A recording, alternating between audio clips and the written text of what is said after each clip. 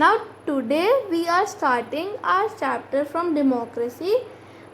मैं होप करती हूँ कि आपने वीडियोस पुरानी वाली देख ली है, और अगर नहीं देखी है तो please go through the video और एक बार आप चैप्टर और न्यू वर्ड्स भी कर लो आगे बढ़ने से पहले।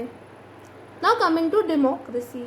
अब डेमोक्रेसी का मतलब क्या होता है? डेमोक्रेसी का मतलब वो होता है कि जहाँ की गवर्नमेंट पीपल ने इलेक्ट करी हो। Now democracy refers to the government where in people have the power to vote and elect their representatives to the government. मतलब जहाँ की पावर जो है वो पीपल के पास हो वोट करने की, और उसी के थ्रू वो अपने रिप्रेजेंटेटिव्स इलेक्ट करें जो गवर्नमेंट बना सकें। Now these representatives then make laws on the behalf the people in India. In India, citizens who are 18 years old and above have the right to vote. This is known as universal adult franchise. Now, India में हर किसी को right है कि वो vote कर सके above the age of 18, और इसी को ही बोलते हैं हम यूनिवर्सल अडल्ट फ्रेंचाइज। अब जो हमारी कंट्री में हम जो अपने रिप्रेजेंटेटिव्स इलेक्ट करते हैं, हम चाहते हैं वो क्या करते हैं, वो रिप्रेजेंटेटिव्स लॉज पास करते हैं, हमारे उसके रिप्रेजेंट करते हैं हमें जब वो लॉज बनाते हैं। To elect the representatives, elections are held every 5 years. हर 5 साल में elections लिए जाते हैं। If the people are dissatisfied with the government, they can vote it out. अगर people को dissatisfaction है, वो उससे तसल्ली नहीं खाते हैं अपनी गवर्नमेंट से, तो वो जो नेक्स्ट इलेक्शंस आते हैं उसमें गवर्नमेंट को हटा सकते हैं। Thus the ultimate power lies in the hands of the people. तो अल्टीमेट पावर किसके पास है? इन दी पीपल के पास है। Now coming to federalism. अब फेडरल का मतलब क्या होता है? फेडरल का मतलब होता है कि उस कंट्री में more than one level of government, मतलब एक लेवल ना हो गवर्नमेंट का बल्कि ज़्यादा हो। अब जैसे हमारे उसमें है सेंटर और state. Now India is a federal nation, means the country is governed by more than one level of government, that is at the center and the state. और हमारे पास स्टेट गवर्नमेंट्स भी है, हमारे पास सेंटर गवर्नमेंट भी है। The president is the head of our country. Who is the head of our country? The president. The prime minister heads the government at the center and the parliament makes laws for us. अब prime minister क्या करता है? He is the head of the government at the centre level, and parliament हमारे लिए laws बनाती है। At the state level the governor is the nominal head. अब जो गवर्नर है वो नॉमिनल हेड होता है, और चीफ मिनिस्टर हेड करता है गवर्नमेंट को।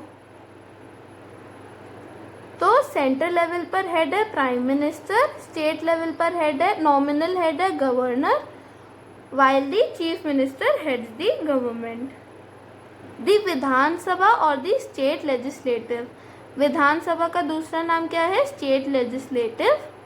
Makes laws for the state. अब स्टेट लेवल पर लॉज कौन बनाता है? विधानसभा या स्टेट लेजिस्लेटर, दोनों एक ही हैं, नाम दो हैं।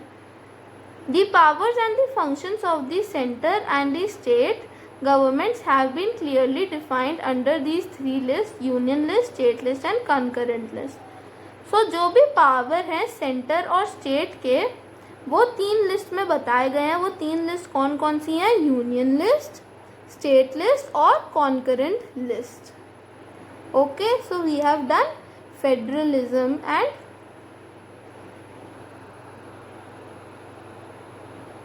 democracy. Now coming to democratic republic. India एक डेमोक्रेटिक रिपब्लिक है। अब डेमोक्रेटिक रिपब्लिक का मतलब क्या होता है? डेमोक्रेटिक रिपब्लिक का मतलब ये होता है कि एक डेमोक्रेटिक रिपब्लिक में गवर्नमेंट जो चूज़ करी जाती है, वो कौन चूज़ करता है? वो वहाँ के लोग चूज़ करते हैं।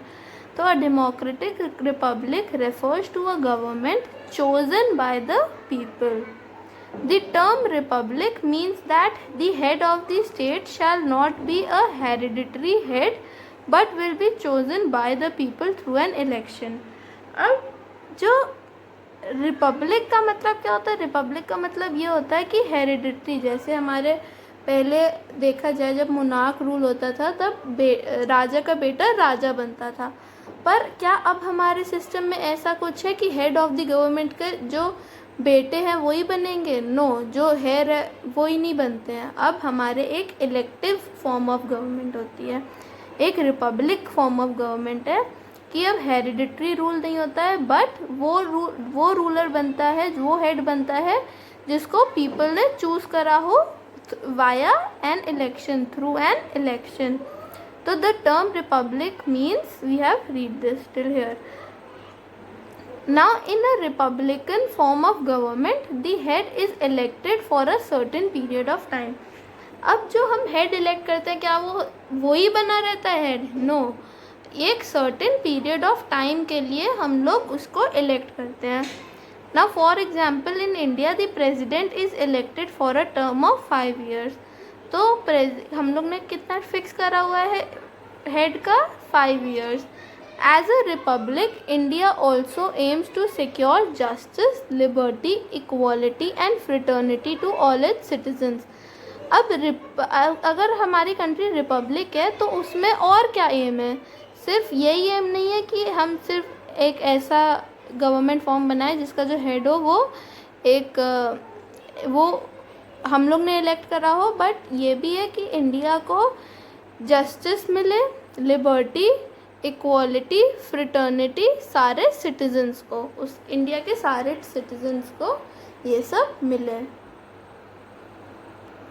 We will start fundamental rights in the next class. And if you have any doubt till here, you are free to ask in the group. कहीं पे भी आपको डाउट लगता है आप वीडियो पॉज करो, पूछो डाउट और and it will be cleared.